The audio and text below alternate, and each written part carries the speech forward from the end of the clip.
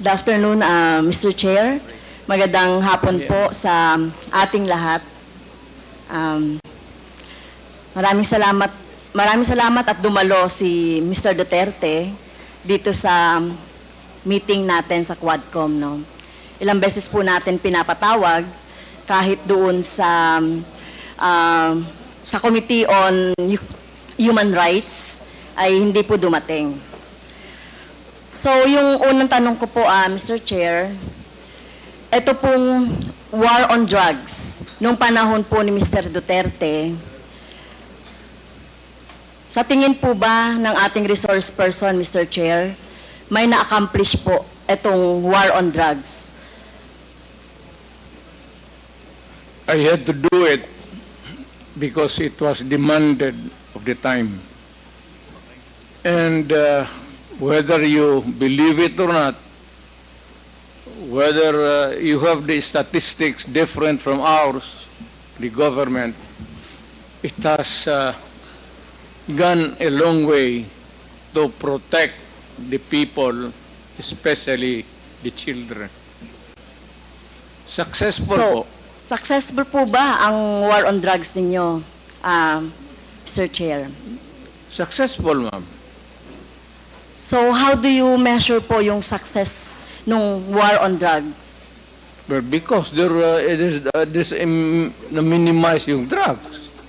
You cannot entirely eradicate drugs because pang hanap buhay yan eh. Until now, you cannot kill everyone na alam mo o hindi mo alam. It's a commercial thing that is of value. And people, yung walang trabaho, walang hanap buhay, papasok talaga dyan, lalo na if they are criminally inclined to do it. So, sabi nyo na-eradicate ninyo, Mr. Chair, Mr. Duterte, yung problema sa war on drugs nung panahon ninyo. And then, you cannot eradicate. No country in this planet, even the United States, it's more of a problem to them than us. Hindi mo ma-eradicate, ma'am. Hanap buhay yan. Okay, pero sinabi niyo po kanina, Mr. Chair, sinabi niyo po kanina na success. So how do you measure success? Yun po bang ipinasa ninyo sa Supreme Court na more than 20,000 na namatay sa panahon ninyo?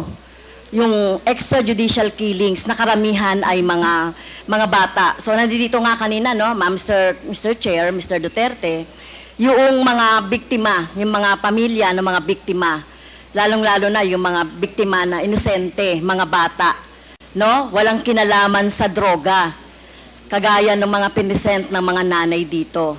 So, paano nyo mamimeasure yung sinasabi nyong success? Hindi nyo na-eradicate. Gumamit na kayo ng force. Pinagpapatay yung mga suspected na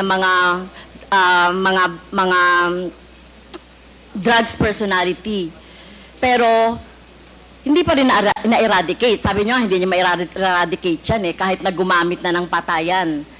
So, paano nyo nasabing success yung sa panahon ninyo itong war on drugs? In the sense that it was minimized. Hindi naman that's a relative word. Pero, you know, I cannot...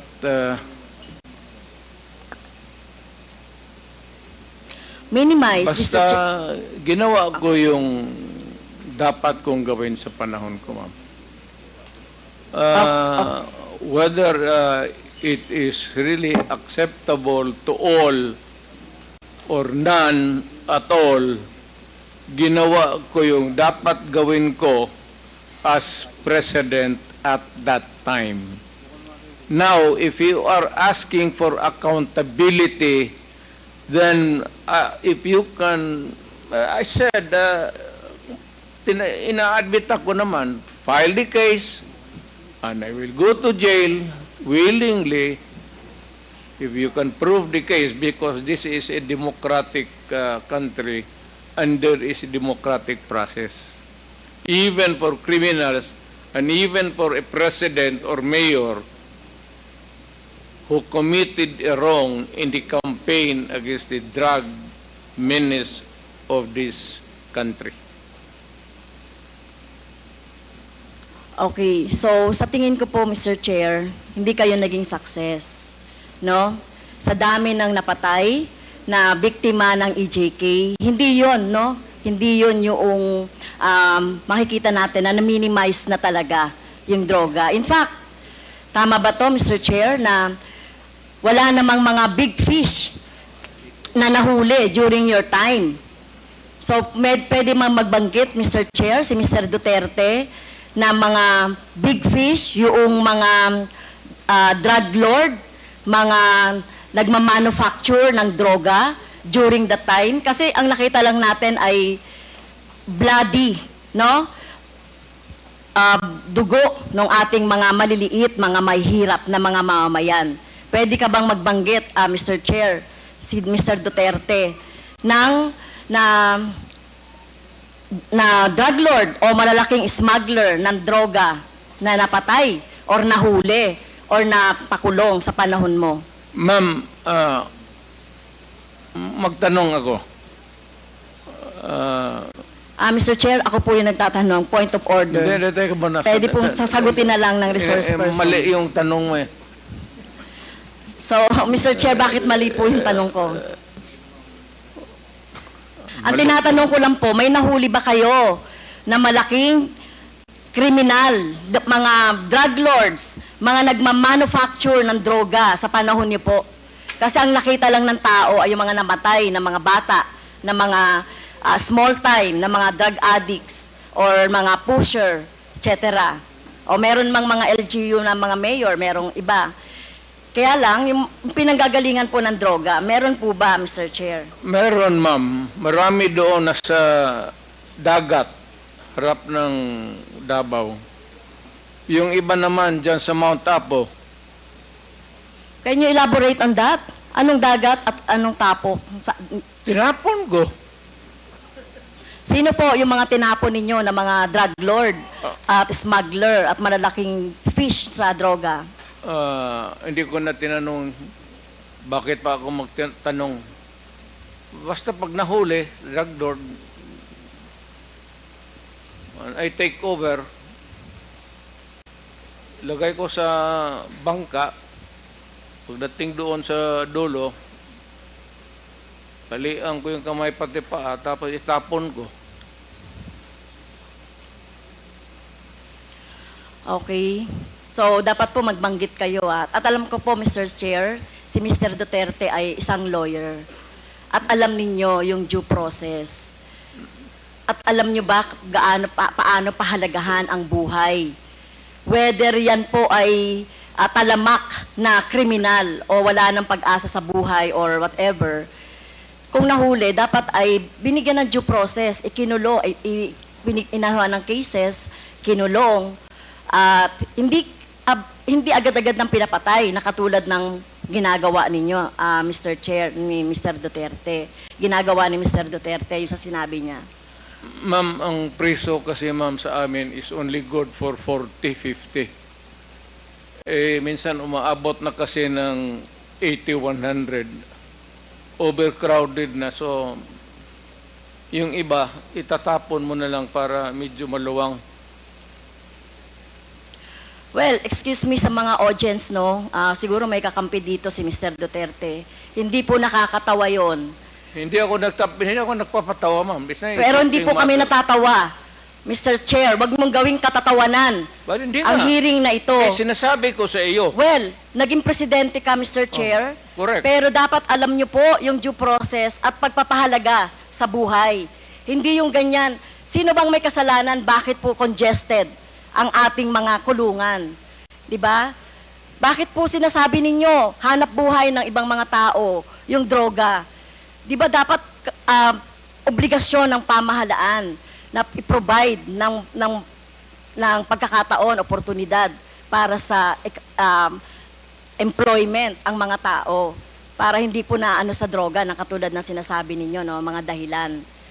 Pero ito po, no, wag niyo pong gawing katatawanan. Kung totoo po yung sinasabi niyo, name names. Sino po yung tinapon niyo sa sa dagat? Nakita pa po ba yan ng kamag-anak niya? Ito katulad po ng mga biktima ng ating ng droga, ng biktima ng EJK dito. Wala man, Davao man ako assign, ma'am. Hindi po, Hindi ito man katulad dito? nito, katulad niyan. Sinabi po Mr. Chair ng ating ni Mr. Duterte na pag may nahuli siya na sangkot sa droga o malalaking fish, tinatapon niya. So ganun na po ba ka-cheap or wala kayong pagpapahalaga sa buhay ng tao? Kaya sa panahon ninyo ng war on drugs, no wonder 30,000 or less ang namatay sa panahon ninyo. Sa halip na gawin ninyo ay i-rehabilitate, bigyan ng trabaho, pero ang ginawa ninyo sa mga pulis, utusang patayin ang mga biktima ng droga. Tama po ba yun, Mr. Wala Chair? kasi akong trabaho maibigay sa kanila, ma'am, hanggang ngayon. It remains to be a problem. And what you're mounting is still the same problem that we have had for all these years. Hanggang ngayon, nandiyan pa rin yung droga. Hindi yun imam tatapos. Hanap buhay nga. Pero hindi po siguro katulad nyo, no? At ito ay Kita sa Laod Quarry? Bakit ako mag-imbesti? Hanggang ngayon, nandiyan pa rin yung droga. Hindi yun imam tatapos. Hanap buhay nga. Pero hindi po siguro katulad nyo, no? At ito ay magsisilbing lesson, Mr. Chair, kay Mr. Duterte, no? At sa mga susunod na mga mamumuno sa ating bayan. Hindi po solusyon ang pagpatay, no? Kung walang mga hanap buhay, bigyan ng hanap buhay. Pagsikapan dito nga, di ba? Ginagawa nga natin ng buong makakaya natin para bigyan ng kahit papaano ay tulong yung ating mga mamamayan. So hindi po ito dapat patayin, no? So mukhang mali po yung line of thinking Hindi ni dapat, ma'am. Pero kung talagang, Mr. Duterte. if the situation calls for it, I will not hesitate. And the police should not hesitate. Especially facing a criminal who is also going to kill you pag hinuli mo. Dapat patayin mo talaga. At ayaw kong makita na buhayan kasi gamutin mo pa sa ospital, magastos pa ang gobyerno, tapos tapon mo doon sa prisuhan, pakakainin mo pa. Tapusin mo na. That is my philosophy.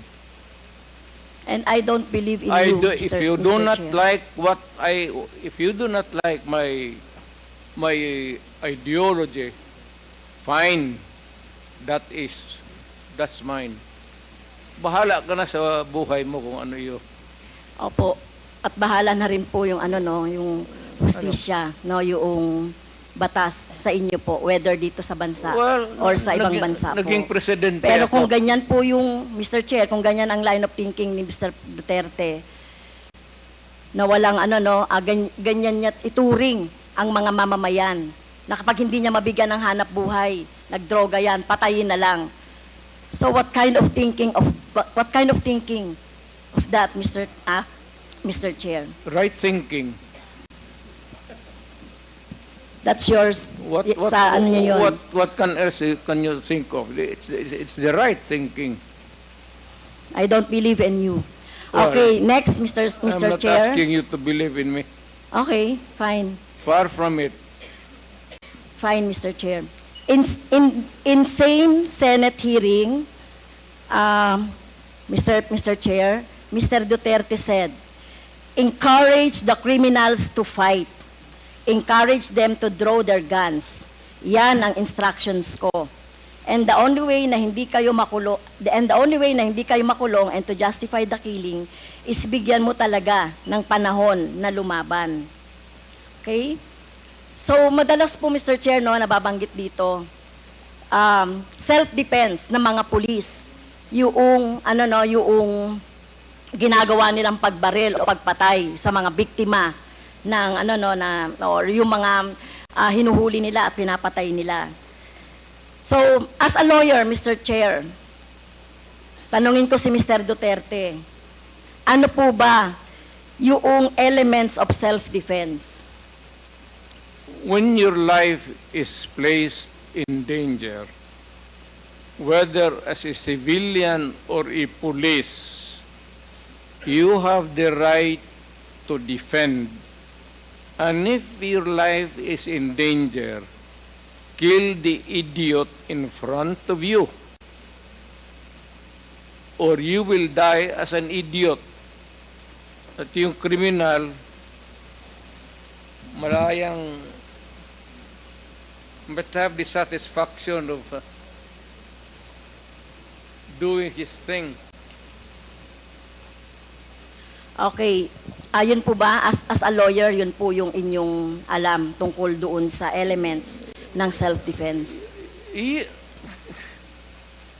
That ibang ano ma'am, performance of duty, yung self-defense, elements of self-defense, kasali yan doon sa it also at favors the policeman or soldier. Isa lang ang standard niyan, ma'am. Are you in danger of losing your life in front of a person, whether really criminal or your enemy? Galit mo. And there's a confrontation, a violent activity ensues. And if your life is in danger, put the idiot down. Rather mamatay ka. Ano ba itong buhay na ito? Okay. Magpadrama ba tayo? Thank you po, Mr. Chair. Salamat. So, sinasabi niyo po, encourage the criminals to fight. Okay? Encourage them tama to yan. draw their guns. Drama yan, ma'am. Okay? So, ang elements po ng self-defense ay, ang alam ko po, no, sa turo ng mga abogado, ay kung merong unlawful aggression. Eh, yung bata po, meron bang, yung napatay na mga bata, yung mga napatay na mga, basta na lang nakursunadahan, etc. So, wala ditong elements of self-defense, no? Number 2, reasonable necessity of the means employed to prevent or repel. So, ang nangyari na po, pinatay na agad no? Pinatay na agad yung biktima. Pangatlo po, yung lack of sufficient provocation on the part of the person defending himself. Pero sinasabi dito, sufficient provocation. Mr. Chair, mismo nga sa presidente, dating presidente, si Mr. Duterte, sinabi mo na nga sa instructions mo doon sa inyong mga pulis, encourage the criminals to fight, palabanin. Okay? At narinig ko pa nga minsan ay kung walang baril ay bigyan ng baril. So encourage. So saan po dito yung elements of self-defense na sinasabi po ng mga pulis ninyo? Pero kayo po, kapag kapag yung time na nandiyan na yung biktima o nandiyan na yung suspect, kayo po talaga, gusto nyo patay talaga agad. I mean, I do not mean to be discourteous, Mr. Chair. I'd like to advise the lady to, pag siyang pumasok dyan sa aggression,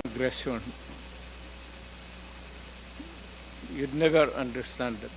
Wag na lang. Your hypothetical Hindi, Mr. Chair, si Mr. Duterte mismo nagsabi patayin agad. Wala bang pagkakataon na mabigyan na mabigyan ng pagkakataon yung suspect or yung gustong mahuli? Ang concept niyo talaga patayin agad ang mga kriminal o yung mga addict o yung mga pusher. Pero ang tanong ko nga, hindi nyo ginawa yan sa mga drug lords. Okay? Hindi kayo nang huli ng mga manufacturer ng drugs. Pero yung mga maliliit, ganyan ang tingin ninyo, ano? Yung mga kriminal na sinasabi ninyo. ganyan niya tratuhin. Ganon ako gagago. Excuse me, Tingin mo, point of order. ganon ako Point of gagago? order, Mr. Chair. Kanina sinabihan na natin na may rule na bawal gumamit ng manaswang salita or hindi Hindi magandang salita. salita. I'm using a word, ganon, am I that stupid? English yan. Ang Tagalog niyan is ganon ako gagago.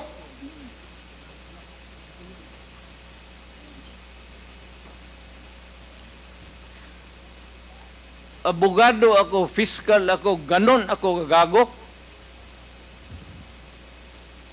Tama kayo, Mr. Chair, tama po si Mr. Duterte, abogado kayo. Pero alam ko, pag abogado, dapat alam niyo po yung due process of law. Alam niyo pong igalang ang karapatan at buhay ng tao, Mr. Chair. Huwag ka bang marunong, ma'am. You do not know me from Adam. Basta na lang na anong narinig ninyo yung that's is Okay. You have 3 minutes Okay. left, Congresswoman Castro. Yeah, last time na po ba, Mr. Chair? You have 3 minutes left. 3 minutes na lang. Okay, thank you, Mr. Chair. Si Michael Yang po ay kilala na at kilala pong malapit sa inyo sa kay Mr. Duterte, Mr. Chair. At in fact, sa panahon po ni Mr. Duterte, inappoint siya as economic manager. So, dito po, Mr. Chair, nababanggit sa mga resource persons natin yung papel ni Mr. Yang, Michael Yang, sa droga, sa kalakalan, sa droga. So, ang tanong ko po kay Mr. Duterte, Mr. Chair, gaano niyo po kilala si Mr. Yang o si Michael Yang? Michael Yang is an owner of a big department store in Davao City. Nag-irate yan, ako ang nag-cut ng ribbon sa department store niya. And every businessman, whether ang background mo hindi kung saan ka galing impyerno, if you want to have a picture with me, I will gladly oblige you. Even the criminals. Alam mo, do not confuse your, just because they are Chinese and they suspect you. Michael Yang is out there. He has not been arrested. Wala namang dossier na pinapakita sa akin. Kung mayroon ako na ang pumatay, hindi na kailangan ang pulis. Ako na mismo ang... Kung may ebidensya po tayo na involved siya sa droga, papatayin niyo rin po si Oo. Michael Yang? Ako? Maniwala ka? Kung may mga ebidensya po, Oo. papatayin niyo? Sasama, tawagan kita, kasama ko. Hindi po. Ayokong Samahin ayoko kita. pong maging katulad Ikaw ninyo, yung ayokong masama witness. doon sa patayan. You will So, be hindi a po. witness to a murder. Hindi ko po gagawin yun, Mr. Chair, sumama kay Mr. Duterte para pumatay. Yan ang problema mo. Okay. So, yun nga po, yun pong mga malalaking drug lords katulad ni Michael Yang na sinasabi. Pero hindi nyo po alam na involved sa droga si Michael Yang, Mr. Duterte, Mr. Chair. Mas marunong ako sa iyo, ma'am. Hindi talaga involved yan. Magtanong ka ng involved. pulis ngayon. Gusto Kaya mo, nga. magsama tayo sa NICA. Sama tayo sa NBI. Ngayon, pagkatapos nito, kung may makasabi sa iyo na isang ahente na involved yan, yan lang ang suspitsa nila kasi pagka-in-check, yan, pag sama-sama ng... Hindi po, Ganun yan I ang beg to mga- disagree, Mr. Chair. Tayo po nirerespeto po natin ang citizenship. Tayo po marami pong mga hindi po tayo against sa mga in-check. No, Hindi that po is tayo the against characterization. sa mga sinasabi nating Chinese. lalo na kung Chinese Filipino yan, na wala namang ginagawang krimen dito sa ating bansa. Kaya ang tinutukoy lang po natin yung mga involved sa krimen na mga nababanggit po no, dito sa ating hearing ng Quadcom. So, sana po, no, nung panahon ninyo po, dapat ang ikinulong at kung yung pinapatay instead ng mga mahihirap ay yung mga drug lords. Kaso wala kayong nahuling drug lords sa panahon ninyo. Si Michael Kaya- yung nandito pa. Hindi pa hinuli. At bakit siya hindi nahuli? Anong ginagawa na itong magkagong pulis pati? Alam niyo po ba kung nasaan si Michael Yang? Nasa Davao, either dito o nasa Davao. May malaking tindahan yan. Negosyante yan. Lahat Okay. ng negosyante na Chinese, natural born dito sa Pilipinas o from China, pagka dumikit sa akin yan, politiko ako, ma'am. Para sa akin, buto. At kontribusyon sa eleksyon. Pera. Kailangan mo sa eleksyon, pera. Prangkahan tayo. Boto pati pera. Kung may maglapit sa amin na ganon, at wala namang ebidensya na nagkakalat sa harap mo, pero ako, pagka sigurado ako na ganon kayang sinasabi mo ngayon, ako mismo ang